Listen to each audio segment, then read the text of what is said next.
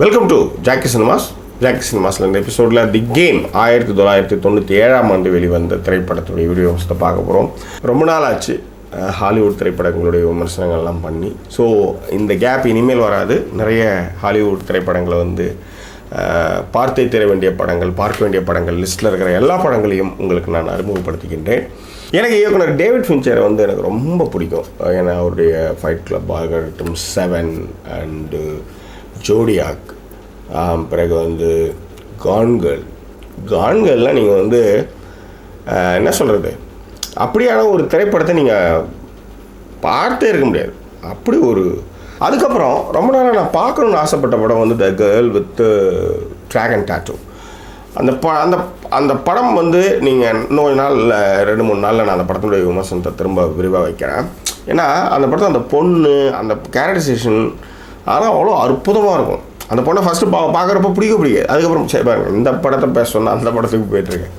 So அந்த மாதிரி ஒரு என்ன சொல்கிறது, ஒரு ஆளுமையான, ஒரு ஸ்டைலிஷான 7 பார்த்தீங்கன்னா சான்ஸே கிடையாது.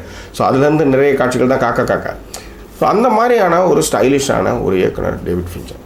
அவருடைய இயக்கத்தில் 1997 வெளியான ஒரு திரைப்படம் தி கேம். ஸோ இந்த திரைப்படத்தில் மைக்கேல் டக்லஸ் பிரதான கதாபாத்திரத்தில் நடிச்சிருக்கிறாரு. கேம் திரைப்படத்துடைய கதை என்னன்னு பார்த்துடலாம். மைக்கேல் டக்லஸ் அவர் நிக்கோலஸ் வேன் ஆட்டன். அவர் ஒரு மிகப்பெரிய மல்டி மில்லியனர். அவர் இன்வெஸ்ட்மெண்ட் பணத்தை வாங்கி பணம் இருக்கிறவங்ககிட்ட தான் சேரும் இல்லையா, அந்த மாதிரி அப்படியான ஒரு மல்டி மில்லியனர். அவர்கிட்ட நீங்கள் சாதாரணமாக அவரை நீங்கள் பார்க்கவே முடியாது. அவர் நேரம் தவறாதவர், கரெக்டாக நடந்துக்குவார். ஒரு மல்டி மில்லியனருடைய வாழ்க்கை எப்படி இருக்கும்? ஏன்னா நீங்களும் நானும்லாம் அது வாழ்ந்துருக்க முடியாது, பார்த்துருக்க முடியாது. சினிமா சும்மா பென்ஸ் காரில் இறங்கிட்டாங்கன்னா அது மல்டி மில்லியனர் வாழ்க்கை கிடையாது.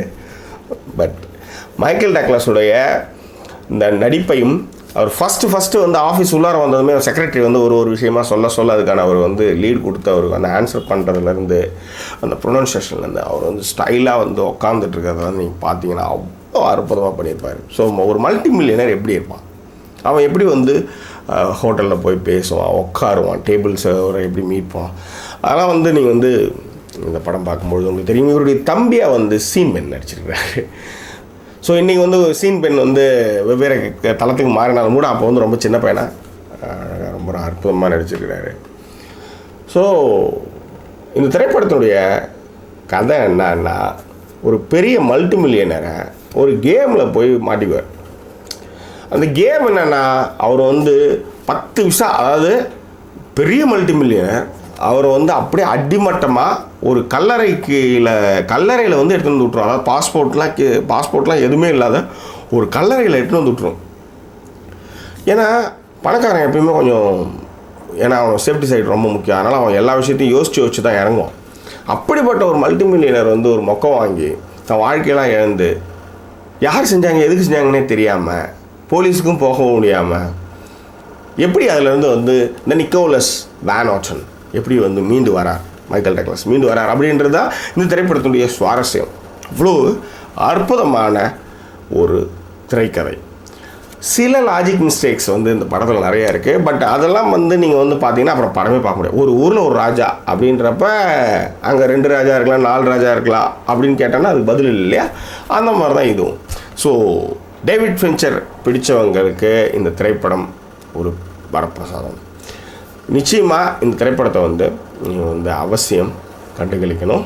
இதே மாதிரியான சுவாரஸ்யமான ஹாலிவுட் திரைப்படங்களுடைய விமர்சனங்களை உங்கள் முன் வைக்கின்றேன், உங்களுக்கு அறிமுகப்படுத்துகின்றேன்.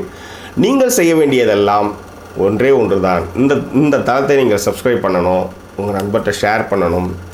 ஸோ இதுக்கு நீங்கள் கொடுக்கும் ஆதரவை பொறுத்து தொடர்ந்து இது போன்ற சுவாரஸ்யமிக்க திரைப்படங்களை உங்களுக்கு, உலக திரைப்படங்களை அறிமுகப்படுத்துவதில் நான் மகிழ்ச்சி அடைகின்றேன். வேறு என்ன, இந்த தளம் உங்களுக்கு பிடித்திருந்தால் சப்ஸ்கிரைப் பண்ணுங்கள், நண்பர்கிட்ட ஷேர் பண்ணுங்கள். மீண்டும் வேறொரு திரைப்படத்துடைய வீடியோ விமர்சனத்தோடு உங்களை நான் சந்திக்கிறேன். அதுவரை நன்றி கூறி விடைபெறுவது உங்கள் ஜாக்கி சேகர். நன்றி, வணக்கம்.